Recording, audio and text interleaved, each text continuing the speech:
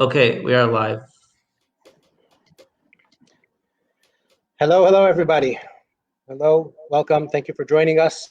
I want to say hello to my father, Rabbi Friedman, who is in New York. And we go coast to coast and say hello to Mr. Louie Kemp, who is on the left coast. Correct? Where are you? You in That's LA? correct. I'm in LA. Very nice. So we have the whole country covered.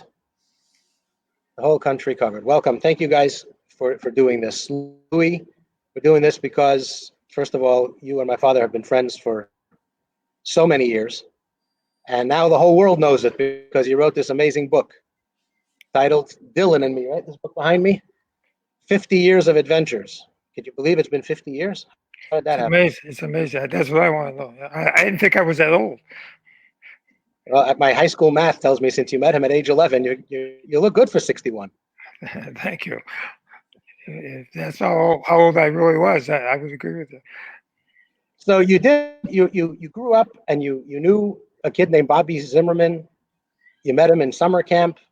What was it? I grew up in St. Paul, and the rest of the world used to talk about the Jewish community of St. Paul as being tiny and flyover country. I now live in Birmingham, Alabama, where it's even worse. But I don't know. You grew up in Duluth. What was it like growing up as a Jew in Duluth, and how did that affect your friendship with a kid from Hibbing? Yeah. So, of course, Duluth had a small Jewish community, but there was a couple thousand Jews in Duluth when I was growing up. Out of 100,000 people, but it was a tight community. Bobby was born in Duluth, but his family moved 75 miles north to Hibbing when he was 6. And that was really a small Jewish community. There was maybe a couple hundred Jews up there. Bobby and I met at a Jewish camp, Herzl Camp in northern Wisconsin. And that was a place where we really got a good dose of Judaism. And we went there for 5 years. So it had a profound effect on us Jewishly. And growing up growing up as a Jewish kid in Duluth, did you feel like you were part of a special Jewish community? Was it more difficult because it was smaller, or better because it was smaller? Well, because it was small, we had the AZA, the Jewish Boys Organization, BBG, the Girls Jewish Organization, and they were very active, and we were active in them. So, amongst our Jewish community, we did a lot of things together. But of course, we went to schools that were 98% non-Jewish, and so we lived in both worlds, very much so. But we had strong Jewish identities. Both of our families were conservative, so we went to the high holidays services, and celebrated Hanukkah and Passover. But as part of a greater non-Jewish community, everyday wise, Right. Do you think growing up Jewish in northern Minnesota had an impact on Bob and his journey? Yeah, for sure. It affects you up there. I mean, well, you're surrounded by, people who are hardworking, honest, decent, non-Jewish people. But, I personally never had any problems being Jewish up there from non-Jews, and neither did Bobby. We were both very well accepted, and even looked, people thought, geez, you're Jewish. What is it like to be Jewish? And we, to our limited degree of knowledge, we would tell them, But yeah, we got great respect up there. So you met Bobby Zimmerman at Camp Herzl, which I imagine is a camp, that drew kids from all over the Midwest. And you tell us some stories in the book about him. Anything you want to tell us about camp? Yeah. So not in the book? Yeah, well, I'll just say that Bobby Zimmerman, who was my friend, is Bobby Zimmerman, not Bob Dylan. Bob Dylan is his professional persona. I never related to that. I always saw him and still see him as Bobby Zimmerman. When he gets on stage, he's Bob Dylan. When he's with me or one of his friends, he's Bobby Zimmerman. Totally different people. And but at that camp, the first year, Bobby, me, and Larry Keegan from St. Paul were in the same cabin, and we were we were the three troublemakers, rebel rousers, and we hit it off immediately. And the three, and unfortunately, Larry in later life became a quadriplegic, but it never affected our friendship, and it never affected Larry's determination to make a meaningful life for himself, which he did. So, but at camp we did wild, crazy things. One incident, and it's in the book, is one night we raided the cabin next door because those were the kids that were perfect. They did everything right. We raided them with shaving cream on their faces while they were sleeping, and of course we got caught because they figured out right away who else would have the guts to do that, and they marched us through the woods, all night as punishment. And at one point, they gave us a rest. We at a bonfire. We said, "This is for the birds," and we started running. And one of the counselors' cars was there, and we jumped in and we took off with the car, and it took off outside the campgrounds. Obviously, we had the good sense to come back, and the rabbi had Rachmanis on us and let us stay. But yeah, we did a lot of interesting, fun things. We were just regular, good, all-American Jewish boys with a wild streak. So you had fun. It was a wild streak, but you obviously you knew you were Jewish. It stayed with you. Yes. You went down to Minneapolis for university. Yes. You went down to Florida for university. But somehow your Jewish identity stayed with you. Always. I had a strong Jewish identity. And as you can see, I always wore a Star of David. And long before I became observant, because I wore my Jewishness, on my chin. It was a matter of pride and strong identity. Even though I wasn't religious, I had a strong Jewish identity and pride. So speaking of chin, you can follow the dates in the book by the pictures of your beard or lack thereof. You're right. So actually, your journey as your Jewish involvement went in one direction, while Bob's went in a completely different direction.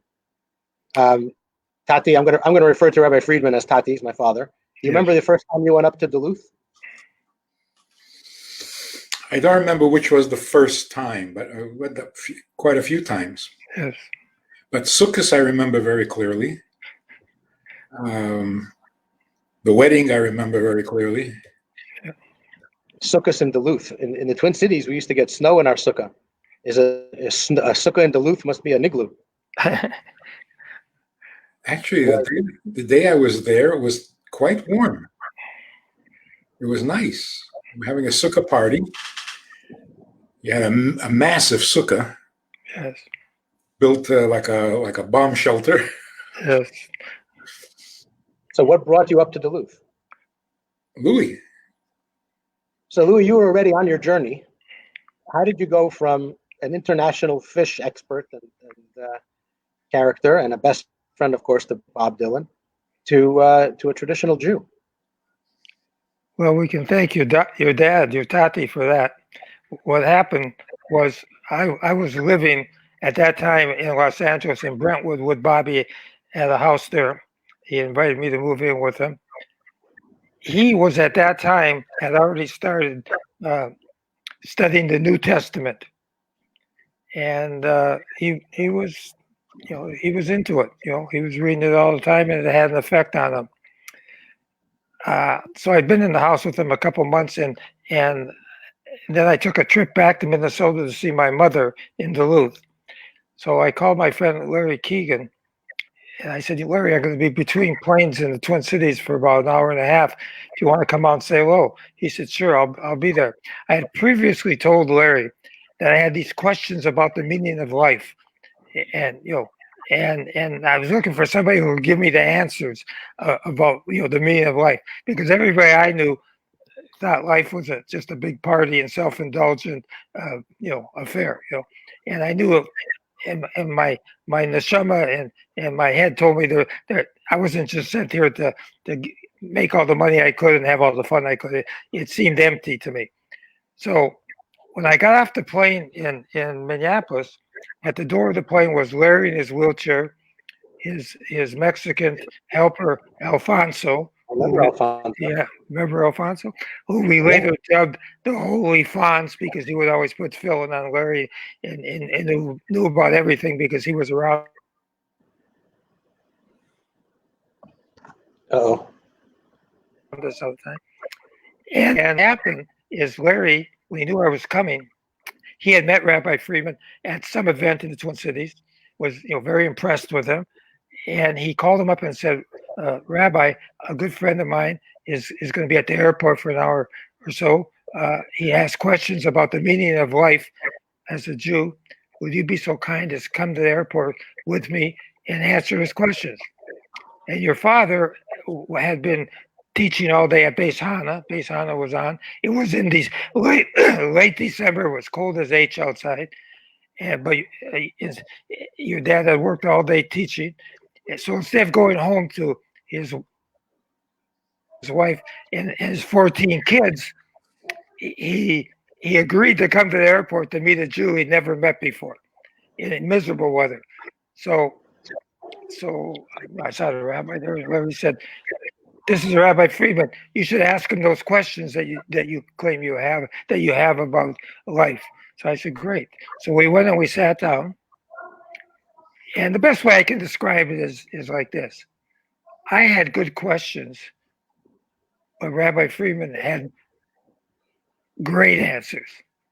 So every time he answered one of my questions, he kind of blew me away and really got my attention. And one of my questions was, I know I'm writing up a big tab with God for all the good fortune he's given me. I know it's not luck. I know it's a blessing from God. I had that understanding. And your dad said, "You're right.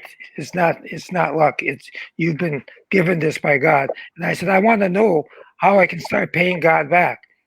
So just when I said that to him, the loudspeaker went off, and they called my flight to Duluth. And I said, "Geez, Rabbi, I'd like to continue this, but my flight's going to Duluth." He said, "Well, I'm in session now. I'm teaching for another 3 weeks.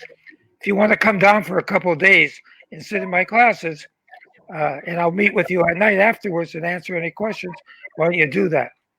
So that's what happened. I came back and I went to Beis Hana. And when I walked into class with Larry, after about 10 minutes, I nudged him. I said, "Larry," there was about 50 people in the class. I said, "There's all women here. There's no guys." He said, "Oh, I forgot to tell you. He teaches women." He says, "You're the first guy he invited to come." So instead of staying 3 days, I stayed 3 weeks. My mom didn't make any dummies, And but it was wonderful, and that's where education about Yiddishkeit. And your dad was so kind. After teaching all day, he would sit with me and answer my personal questions. So at the end of the 3 weeks, he said to me, the classes were over. He said, "If you look in the mirror, you may think you look the same. But inside, you got to be an entirely different person from what you've learned for the last 3 weeks." I said, "You're right." He said, "So what are you going to do about it?" I said, "I don't know." Then he said to me, "There's 613 commandments." I said, "Oh, stop. I said, "You got to know who you're talking to. I grew up in Duluth and no Jewish education. The only reason I know about the 10 commandments is because of the movie, and I can't even keep all of them." So he paused and he stroked his beard maybe for 45 seconds. Didn't say a word, just stroked his beard and was thinking and looking at me. And then he says to me, "There's 5 commandments. If you keep these 5 commandments, you'll start to pay back that tab that you told me you knew you were running up with God for your good fortune. And it will change your whole relationship with God." So he told me what the 5 commandments were. If you want to find out what they are, you got to read the book. And after he told me, and then I pondered for about 30, 40 seconds, thinking about what he had just told me. He also explained to me what each one meant and how it would affect me in every respect, spiritually and mystically and every which way, which was all like amazing to me. And then after 45 seconds, I said, okay, I'm going to do it. He said, when do you want to start? I said, right now. He said, okay. He said, come back here tomorrow morning at 9 o'clock and I'll set you up. I came back, he gave me tzitzis, gave me tefillin, gave me a siddur, gave me books about keeping kosher, about keeping Shabbos. I walked out there like this, and it was it. Never looked back. And cold turkey, I became observant. It's amazing. What year was this, do you think? This was 1981. Yeah, 1981. That's 39 years ago. Wow. Seems like yesterday. So when I went back to live in the house with Bobby in Brentwood, it was very interesting dynamics. Bobby was in one room studying the New Testament, and I was in another room studying the Torah. And then we'd meet in the kitchen and try to, persuade each other about what we had learned, And I saw very quickly that he had been doing this for months. I was a real newbie, And so when he threw things at me, from quoting from the New Testament, I didn't have the knowledge to counter him on a knowledgeable basis. So I went in another room after one of these sessions. I called your father and I said, Manas, and I didn't tell him who my friend was. I said, I live with a friend, a Jewish friend, who studies the New Testament. And I don't have the wherewithal to counter his arguments. Would you do me a favor if I fly you out here to come and meet with him and, teach him Yiddishkeit, teach him Torah? He said, sure, I'd be happy to. I said, okay, I'll get back to you. So the next day I says to Bobby, I said, my rabbi's going to be in LA next week. And would you like to meet with him? He's very interesting and knowledgeable. He said, yeah, sure, bring him over to the house. So I said, okay. So I went back to my room. I called Manas. I said, Manas, can you come out next week? He said, sure. So we picked a day, and I got him a ticket, and I picked him up at the airport. I brought him to the house, and Bobby really liked him. And, of course, we all know, what a brilliant Torah scholar your dad is. So whatever Bobby would bring up, Manas knew how to counter it, but in a very humble way, in a way so that he wasn't being talked down to, that felt like an from the Torah and the Mishnah. This is what we learned from thousands of years of experience, and that was the beginning of the process of bringing Bobby to Yiddishkeit, and I credit your father with very much making that happen. It's amazing. I want to get back to the airport in a second, but Louie, usually people have these soul searching questions when something dramatic happens in their life. Sometimes, unfortunately, a tragic event. But you seem to be doing well. You were flying all over the world. You're hanging out with the hotshots. What brought this about? Oh yeah, I was on top of the world. I had made a lot of money. I had all the material trappings that go with it. Hanging out with all the beautiful people.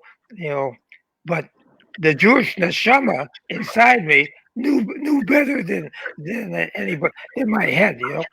And my Jewish neshama started working on me and saying, "Schmuck, what are you doing here? This isn't for a nice Jewish boy. You're missing out here. You're not feeding me your soul. You're taking good care of your body, but you're not feeding your soul. I need some attention too." And it got my attention, and that's what kudos to you for listening. So this was back in the days. Remember the days when you could meet somebody at the gate? Well, remember the days when we used to fly? But before that, remember the days when you could meet somebody at the gate? So right. Todd, do you remember that meeting at the airport in more or less the same way? You could just walk up to the gate and meet your rabbi. And you can find a place to sit quietly and talk.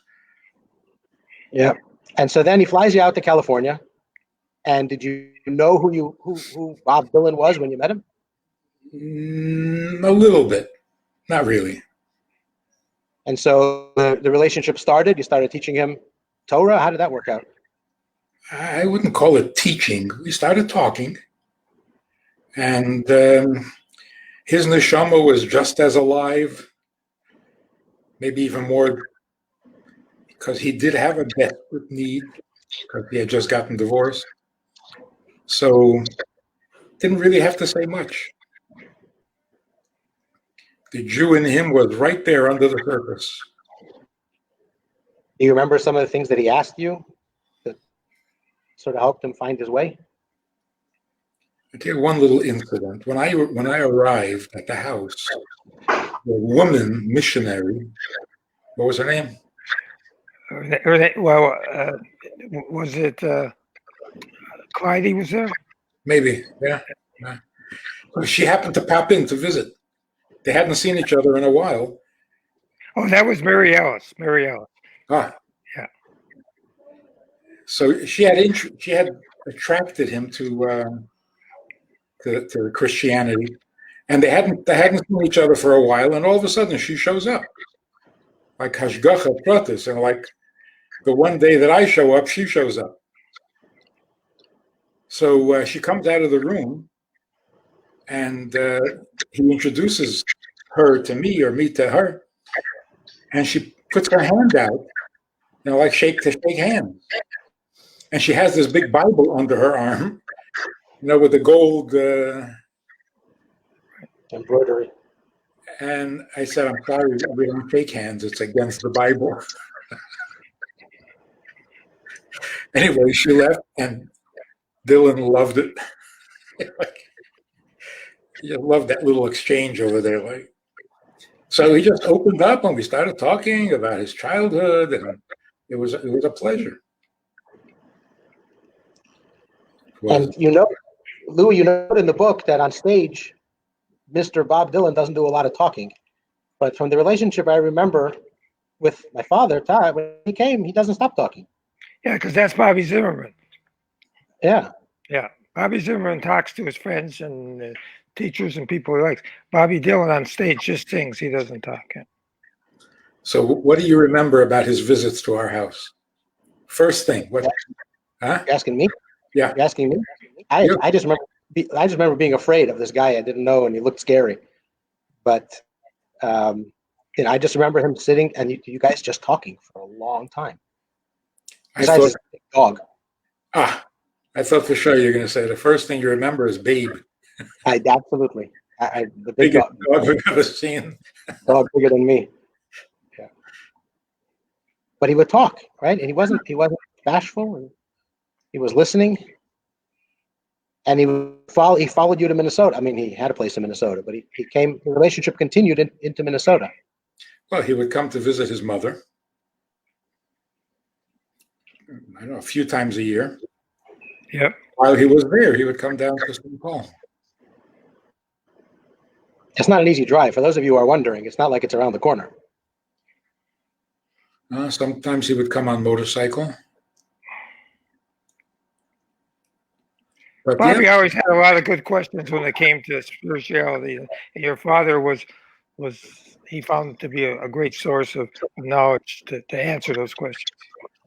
And did his conversations with you, Louie, did they continue? Oh yeah. Yeah. After Manas went back, we would continue, and then I introduced him to other Orthodox people as well. Rabbi Shlomo Schwartz, Schwartzy, and in LA, but then later on to Rabbi Feller in St. Paul, who Manas worked with there at the Chabad house, and other Mayor Rhodes. Different types of Orthodox Jews that I thought he would feel comfortable with, and they all added something to the Jewish pie for him. That's amazing. Now, in the book, you talk about his mother because you're very close to the family. But is his mother's name Beatty? Yes, Beatty. Betty. Okay, Beatty. No, Beatty, right. And so, Ty, you're friends with this mythical creature called Bob Dylan, and it's really quiet. Not everybody knows about it. But then he endorses your book. And all of a sudden, the connection between Rabbi Friedman and Bob Dylan is no longer a secret. What brought him to do that? As far as I can understand, when you grow up in Hibbing, where life is just plain normal, sane, decent, people were people. They had problems. What did his father was suffering from? Polio? Louie? Well, his father got polio when Bob was like 5, 6 years old. That's why they moved to Hibbing, right? Yeah. So, life was serious, but it was real. And all of a sudden, he finds himself in California, in Hollywood, which is anything but real. And the contrast was just shocking. And he could see through it. In other words, his healthy upbringing, small town living, just wouldn't accept all that Narishkeit and all that fake, put on. He couldn't stand it. So anything authentic, he was drawn to. He loved it. And authentic somehow ended up meaning nonconformist. Makes sense, right? If the whole world is fake, then the only way to find something real is to be a nonconformist. He had a very great respect for his grandfather. He admired his grandfather a lot. And his grandfather was a nonconformist. He did his own thing, lived his own way. And so when he looked at marriage, it was not from a Hollywood perspective. Relationships to him was what you do in Hibbing, not what you do in Malibu. And the book reminded him of that. The good old-fashioned, solid human interactions that are real and sincere and vulnerable. And you're talking about the book that you published in 1991, of course, called "Why Doesn't Anyone Blush Anymore?" So it's about marriage, but it was really about being true to yourself, being real. Being real, yeah, having real values. So, Louie, in your book, what struck me throughout the book is the fact that you remained, you shall pardon the phrase, sane while hanging out with all the Mishagoyim that populate the beautiful people. And you mentioned that growing up in Hibbing in northern Minnesota helped Bob. You mentioned a work ethic, right? It gave him a real work ethic. But I just heard my father say that it also gave him sort of a core to his soul that could not be extinguished. Yeah, growing up in Duluth, northern Minnesota, had the same effect on me. I was around real people, without crazy ideas and stuff. We dealt with our problems in a honest, straightforward way, and with each other that way. And I came from just like he did. We both came from very solid families, hardworking, decent, spiritual people. Who had our ancestors had emigrated from Eastern Europe, and gave us the foundation of values that we carried through our life. Even when we ended up in California, we could see through the nonsense when there was nonsense, and we didn't embrace it. We laughed at it. And neither of us were impressed. Even though he turned out to be one of the most famous people, neither one of us were impressed with famous people, and he wasn't impressed with himself either, by the way, being famous. He used to tell me, when they tried to talk to him like he was a prophet and a Messiah and all this nonsense, he would say, I don't get any of the credit. I'm just a conduit. This is all a gift from God, and I just write it down, and he had that understanding, very early. I think it came from his family and his upbringing, and it's where we came from. It's amazing. I think that Dylan fans will be amazed by reading your book at a side of Bob Dylan that I don't think anybody knows, and that is the part that you just described. The fact that there's a real person in there, and not just a caricature of, of Bob Dylan. You took him. When was it? When was he famously photographed wearing tefillin at the Kotel? So that was that was in the 80s when his one of his sons had a bar mitzvah. He took him there for a bar mitzvah, and he was wearing tefillin at the hotel during the bar mitzvah. Yeah. Right. So I mean, so you describe, the parts of sort of behind the scenes of all of his smash hit albums, and of course the Rolling Thunder review. I mean, anybody who knows anything about Bob Dylan will really, really enjoy this book. But then you also give us a side of Bob that we only saw in snapshots, like OMG, there he is wearing tefillin at the Kotel, and you took him to the Rebbe. How did that happen?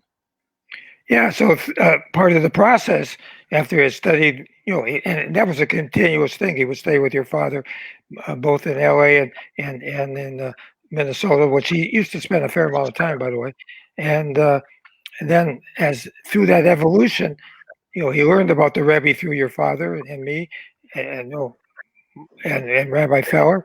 And he said, I said to him, "You want to go meet the Rebbe? You want to go to New York?" He said, "Sure." So we went to Crown Heights.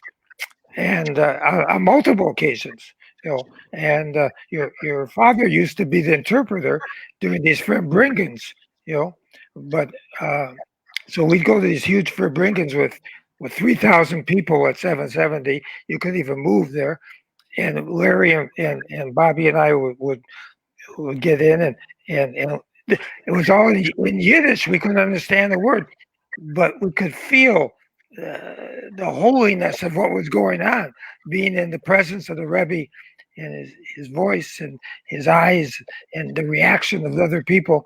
And so we would stand there for hours listening to the Rebbe for bring without understanding the words. And I remember one time the Rebbe, he saw us there, and he probably was told by Rabbi Krinsky or Rabbi Groner, that Bob Dylan was there.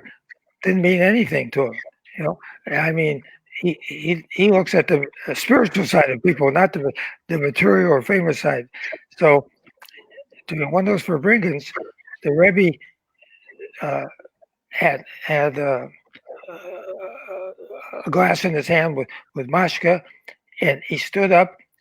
And he looked directly at Larry, who I was on one side, Bobby was on the other side, looked him, his eyes to his eyes, raised his glass and said, "L'chaim," right to Larry. Everybody in the place could see that it was to Larry, not to us or anybody else. And it was quite a stunning experience. And afterwards, Bobby said to me, "I think the Rebbe really likes Larry." I said, "Yeah, for sure he does." It's obvious the Rebbe looks into a person's neshama and sees who they are according to his neshama, not to any material thing. Bobby said to me, "I think we better work on our neshamas more," and we both agreed on that, and we tried to do that, and we did do that. And then Bobby went on another occasion, and there's actually a picture online of Bobby talking to the Rebbe, receiving $1 from him. So you mentioned Larry Keegan throughout the book, and Larry is another amazing personality, and you get to know him a little bit in the book. But Tati, you want to tell us? I knew Larry most of all of the three of them, because obviously he lived in St. Paul. But I was a kid; I didn't really know who I was dealing with. I didn't even know that Larry went to the Rebbe with you guys. So, Ty, you want to tell us a little bit about Larry Keegan just for a moment?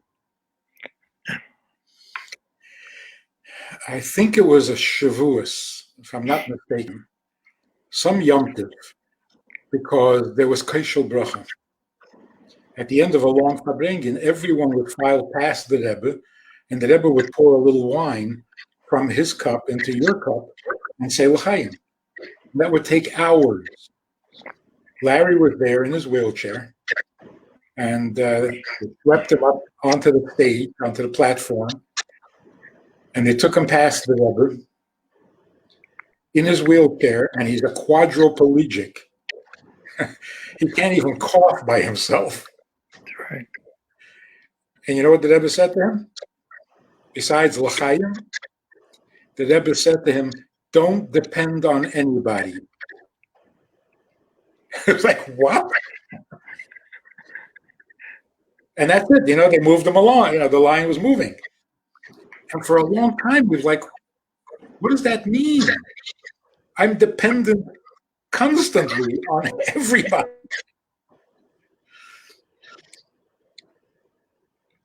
But it did something to him. It gave him a whole new lease on life.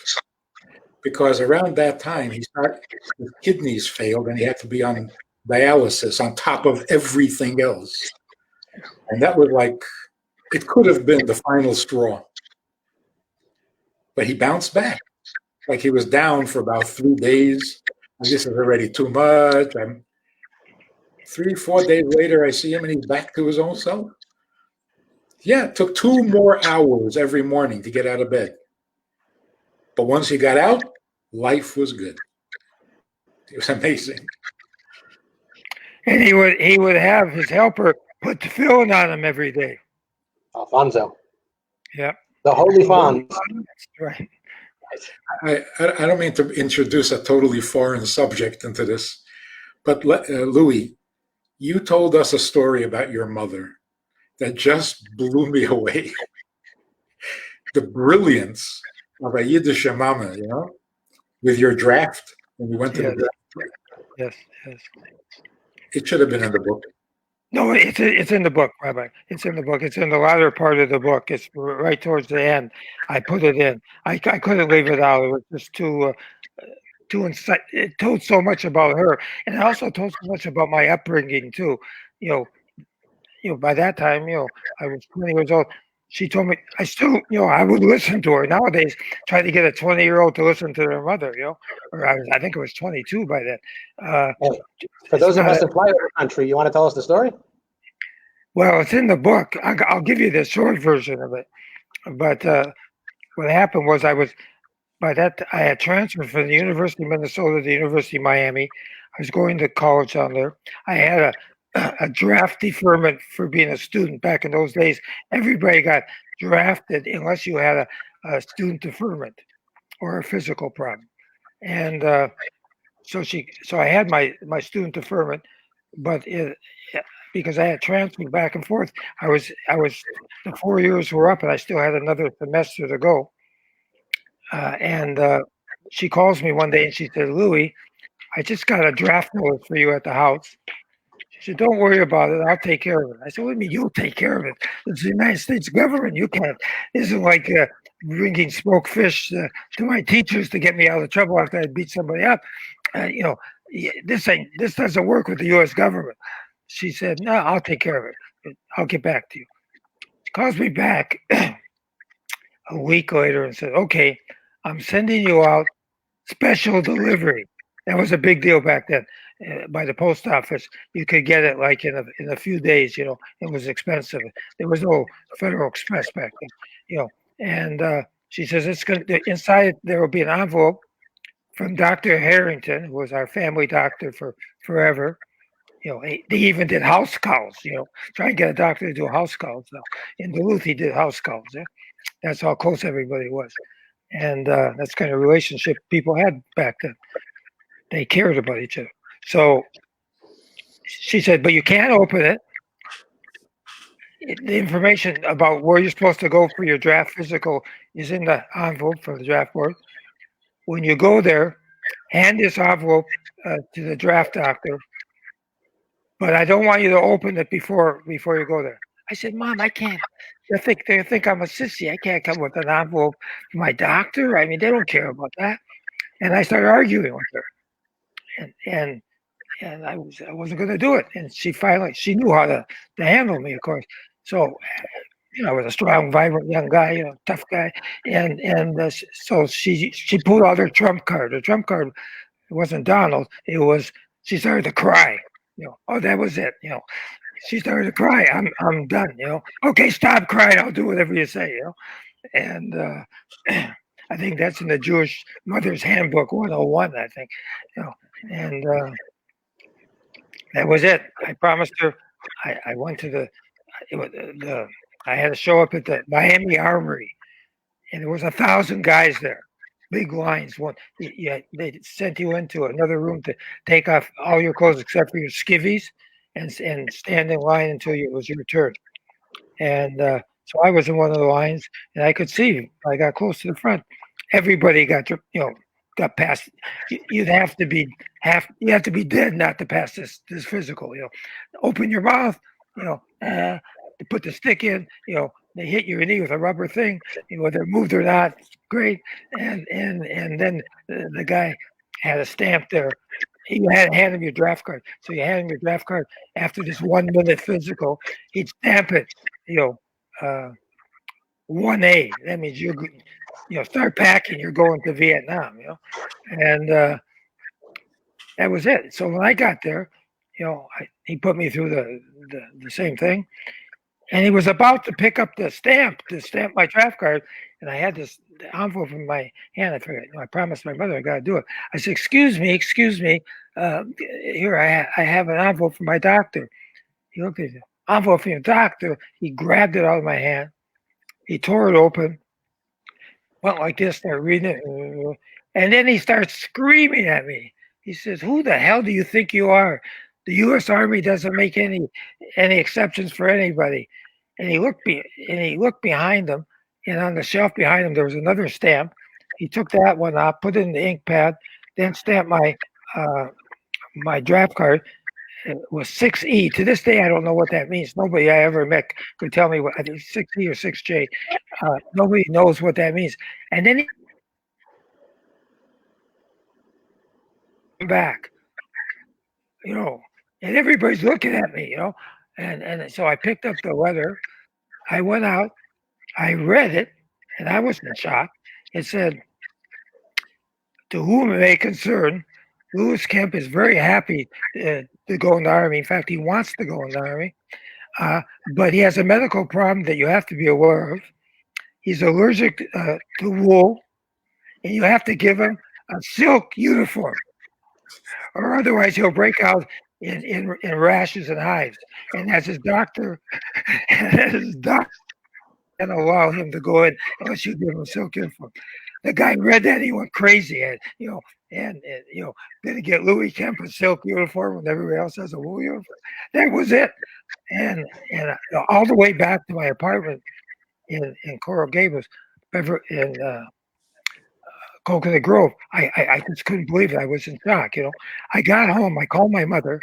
Before I could say anything, she says to me, "I know they don't want you, right?"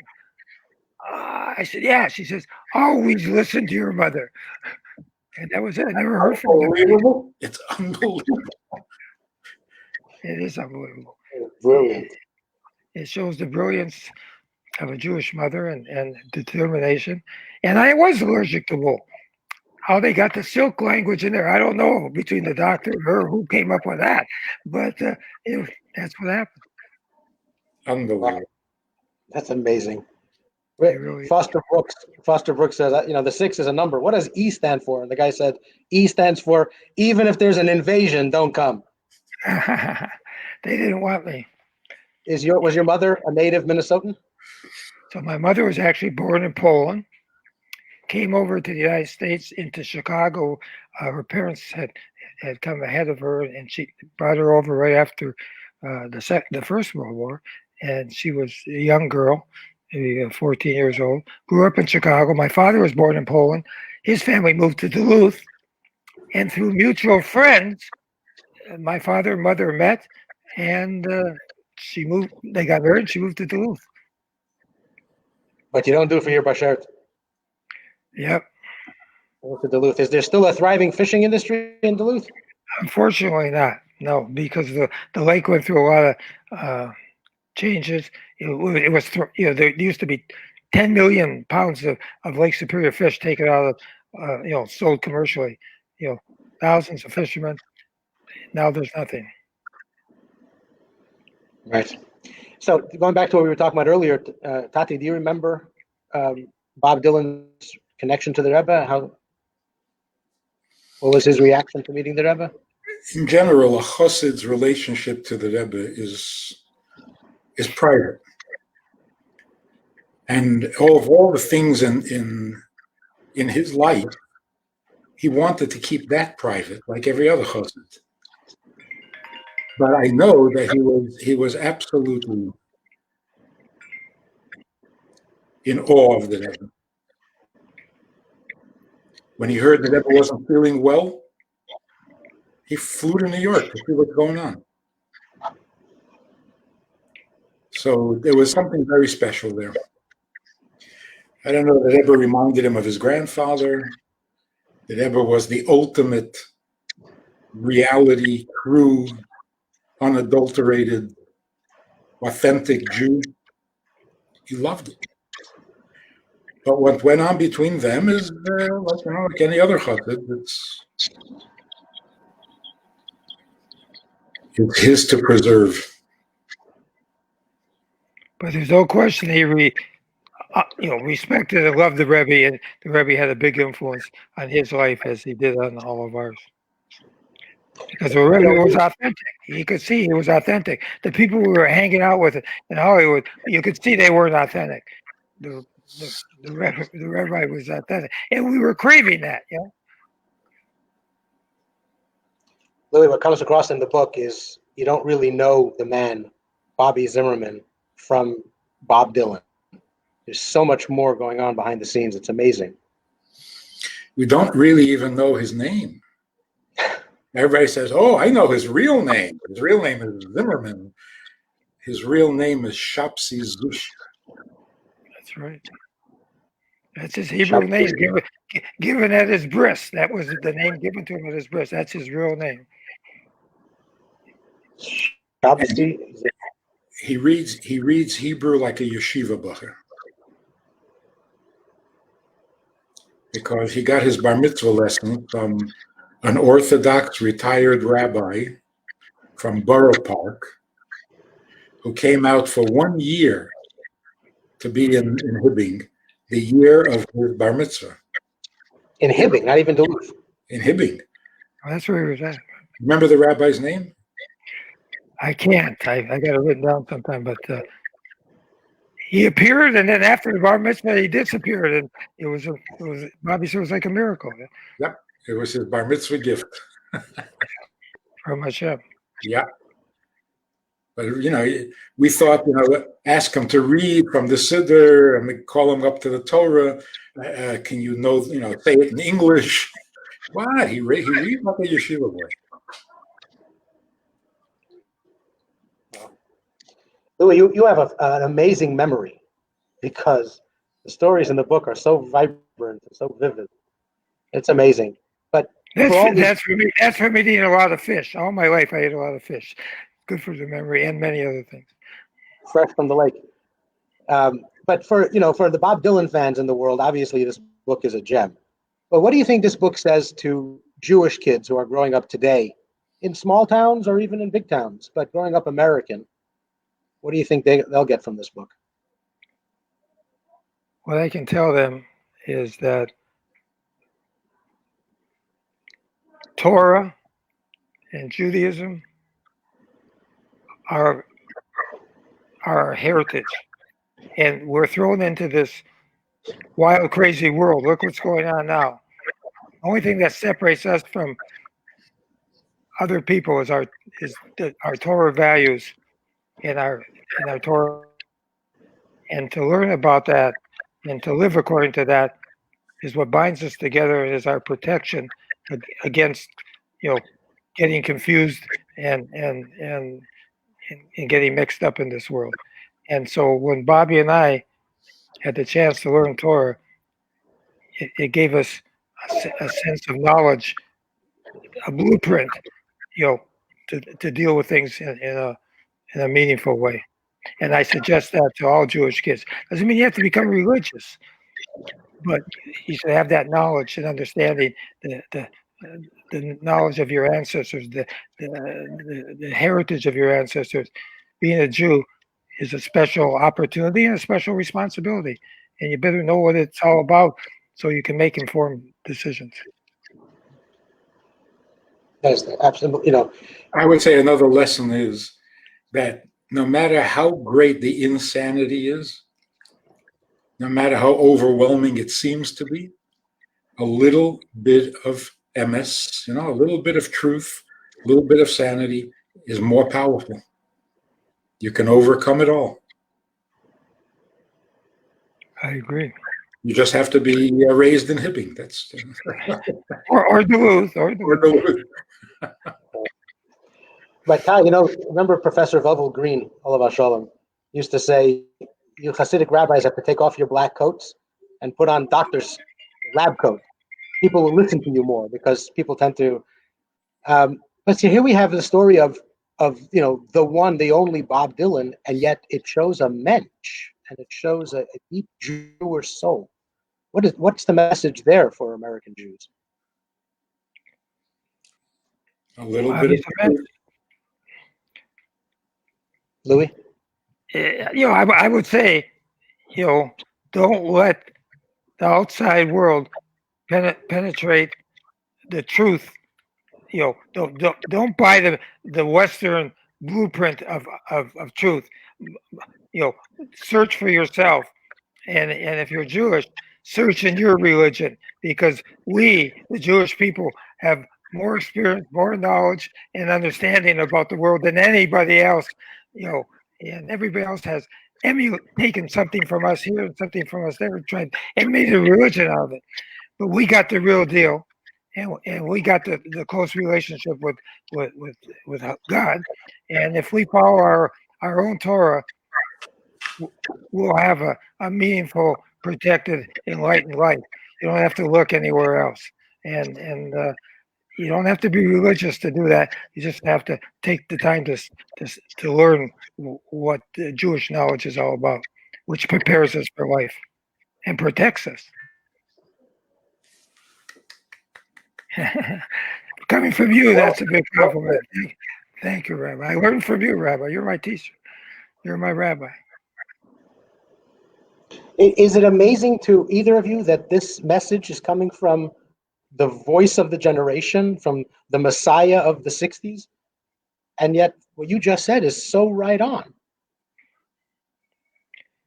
Why is that surprising? Yeah, that shouldn't surprise you. I mean, for people to consider Bobby the Messiah, of course, he knows he's not, but it shows that they respect, the gift that God gave him. How God told Abraham he's going to bless the nations through your seed. So Bobby is one of the incarnations of that blessing. So Bobby was given this gift to share these amazing songs and insights and values with the rest of the world, because he's a Jew, and he knows that. He knows that this is a gift, and so he was chosen to be the conduit for it. So you go back to his early songs all the way through, you see the spirituality in his songs. Highway 61 Revisited. God said to Abraham, kill me a son. Where should that killing be done? Do it on Highway 61. Well, that's Bobby's touch on it, but he invokes God right in the beginning of his career and all the way through. Right. You start the book with your meeting Bobby Zimmerman in camp and your shenanigans in camp, and I hope people realize the absolute critical role that summer camp plays for Jewish kids. And this summer is going to be a real challenge because a lot of kids are not having that experience this summer. It's just such an amazing opportunity. First of all, for a kid from Duluth to meet a kid from St. Paul, and so on and so on. But just it's such an important opportunity. It's such an important part of a Jewish kid growing up. Had a big influence on us. We went there for 5 years. It was Orthodox Rabbi Tzvi Dershowitz from the Twin Cities, who was the director. It was our first experience of keeping Shabbos and singing Hebrew songs and getting indoctrinated about Israel. It changed it. Those values that we learned at that Jewish camp have stuck with us forever, as well as the friendships that we have. made their, of course, Bobby, Larry, and I. But I'm friendly with 4 or 5 other kids I met at Herzl Camp to this day. Everything I needed to know, I learned in camp, not kindergarten. It's important. So in the summer camp. And those friendships remained lifelong friendships. Yes. And Rabbi Feller, after reading your book, was convinced that everybody's got to read this. It's like a fundamental text for Jewish life in America.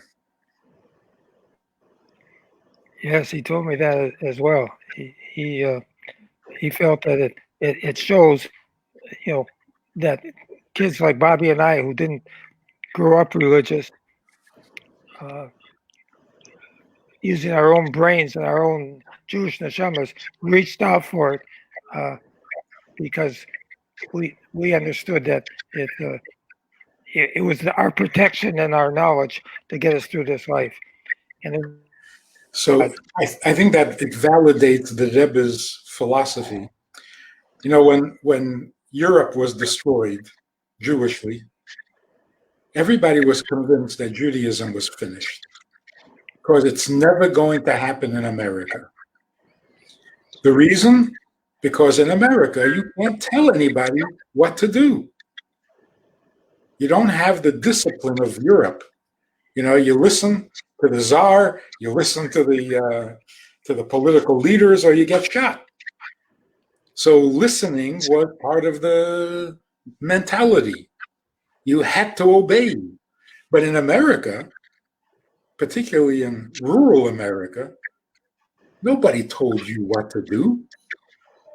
So it wasn't going to happen. There wasn't going to be any Judaism when you don't have that kind of discipline. Or you're not going to have Judaism if you don't have anti-Semitism. They believed that what kept Jews Jewish was the fact that the society around them wouldn't accept them. So they had no choice but to be chosen or different. But in America, that wasn't going to happen. Your story, you and Bob, proved the whole thing false. Nobody told you what to do, and nobody could. Right. Except my mother about the draft. And there was no anti-Semitism. You were perfectly comfortable in the general population and school, and the Jew is Jewish without anti-Semitism and without the czar. And that's the beauty of American Judaism. It's the real thing.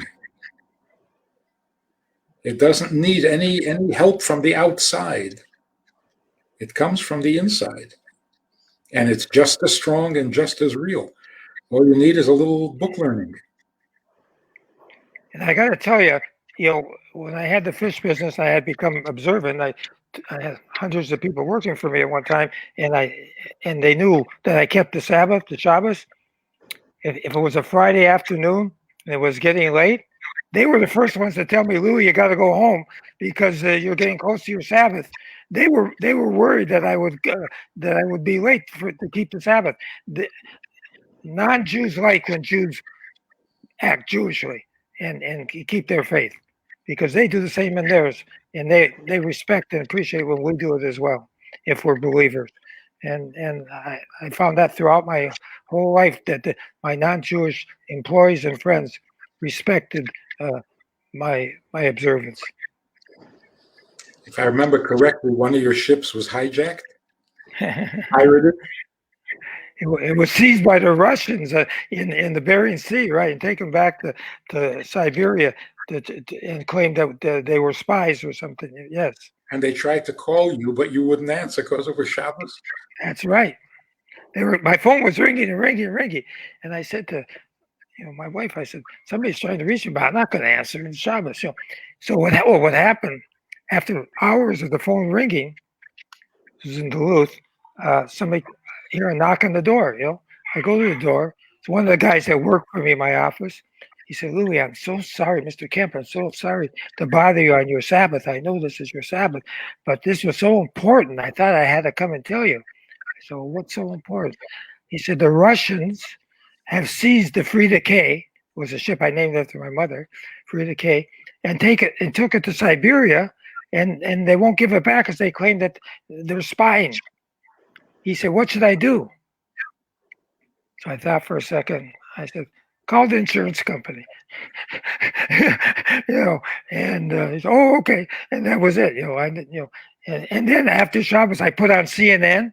I said, this guy, I wonder if he drinks or something, I put on CNN, and after a few minutes, on the screen was this big picture of the Frida K with the words on the screen saying seized, and sure enough, that's what happened. The State Department got it back for us a week later. Louie, it sounds like there's another book. There's another book in your future. A lot of good stories. Guys, I remember, Larry Keegan, of course, coming to shul. I met Bob Dylan once or twice coming in and out of our house. And Louie, I never got to meet you. But you tell an interesting story about Yom Kippur in Santa Monica. Yes. A more recent Yom Kippur. Can you finish with that story? Yeah, so what I'm going to do is I'm going to actually read from the book that actual story with the exact language that I wrote in the book about that experience. Here's how it goes. It was Yom Kippur, the Jewish Day of Atonement, at the tail end of the 1980s. Bobby was attending services at the Chabad House in Santa Monica. Presiding was the venerable Rabbi Avraham Levitansky, beloved and revered by his congregation. We had been there before, and the rabbi recognized Bobby right away. But few, if any, of his fellow worshipers, all somberly dressed, realized he was standing at the back of the room. Having, as usual, missed the memo regarding the dress code, Bobby was wearing cowboy boots, torn jeans, a hoodie, a black leather jacket, and what looked like a long-lost pair of Jackie Kennedy sunglasses, the big ones. Specifically, he was attending the Nila service. In Hebrew, Nila means closing the gate. As the day of Yom Kippur comes to a close and our future is being sealed, we turn to God to offer our repentance and new resolutions and ask that he seal us in the book of life. We ask him to grant us a new year, replete with goodness and happiness. The Nila ends with the blowing of the shofar, and the prayer that includes, next year may we be in Jerusalem. The ark housing the holy scrolls of the Torah remains open for the entire service, and it is considered a great honor to be chosen by the rabbi to open it. This carries with it many blessings for the new year. The honor customarily goes to the temple's most generous donor, but not this time. With his ancient eyes, Rabbi Levitansky scoured the congregation. At last his gaze came to rest upon a solitary figure standing in the back of the room. He motioned the casually dressed fellow up to the pulpit, and up he came. Bob Dylan opened the ark on Yom Kippur.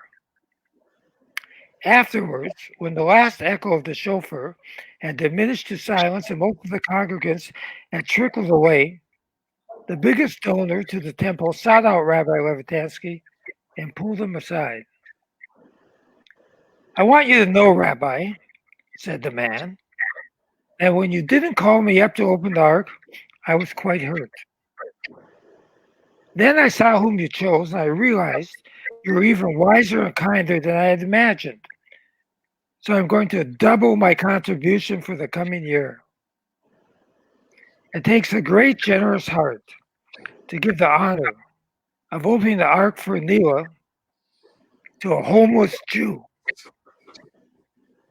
The rabbi has long since passed away, taking his spiritual secrets with him. As for the donor, unless he reads it here, he still doesn't know that the homeless Jew was Bob Dylan. Emmis. MS. What a way to end, because of course that's what this whole conversation has been about. There is no such thing as a homeless Jew. Jews just have to come home. That's a good point, Rabbi. You're absolutely right. Thank you. Any last thoughts, Da? Well, if that story is indicative of the whole book, you got to read it. Thank you, Rabbi. It really is, Louie. It's an amazing pleasure to finally get to meet you. The book is amazing. May you go from strength to strength and continue to inspire many, many more people. Thank you, Rabbi. I appreciate that blessing. If anybody wants to get more details on the book and read it, it's on Amazon. That's a picture of Bobby and I taken in 1972, hanging out. Bobby Zimmerman and Louie Kemp. Dylan and me.